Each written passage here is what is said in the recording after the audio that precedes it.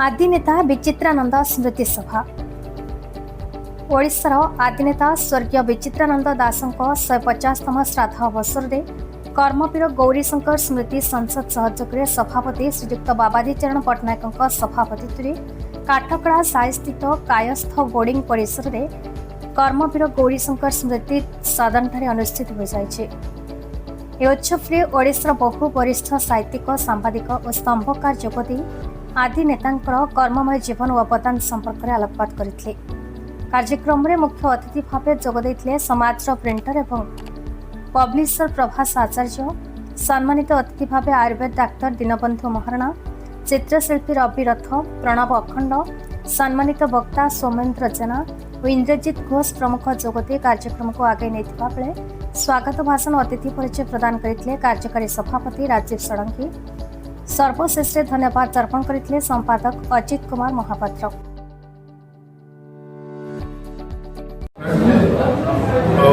अवसरप्राप्त ओडिया अध्यापक आज आसी आदिनेता विचित्रानंद दासଙ୍କର स्मृति सभा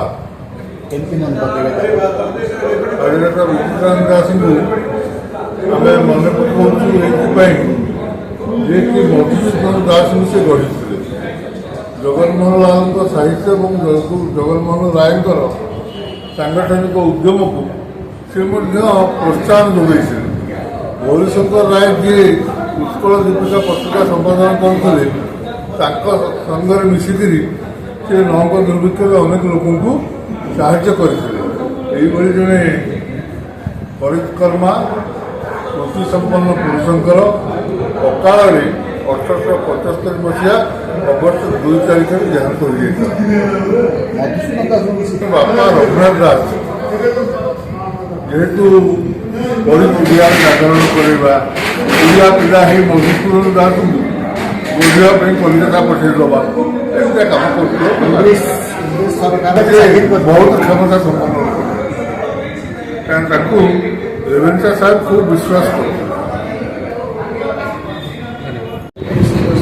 डॉक्टर प्रभास आचार्य सामाजिक आदिनेता विचित्रानंद दास श्राद्ध दिवस एवं जो अनुष्ठान ये कार्यक्रम अनुष्ठित कृतज्ञता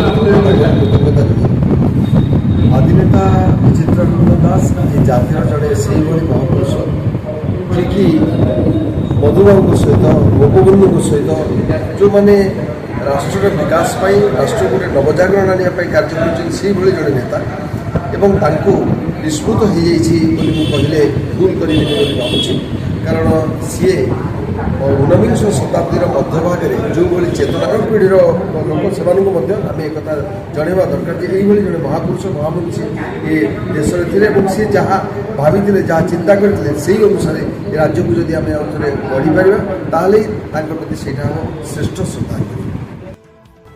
कटक दामोदर बेउरांका रिपोर्ट भारत न्यूज।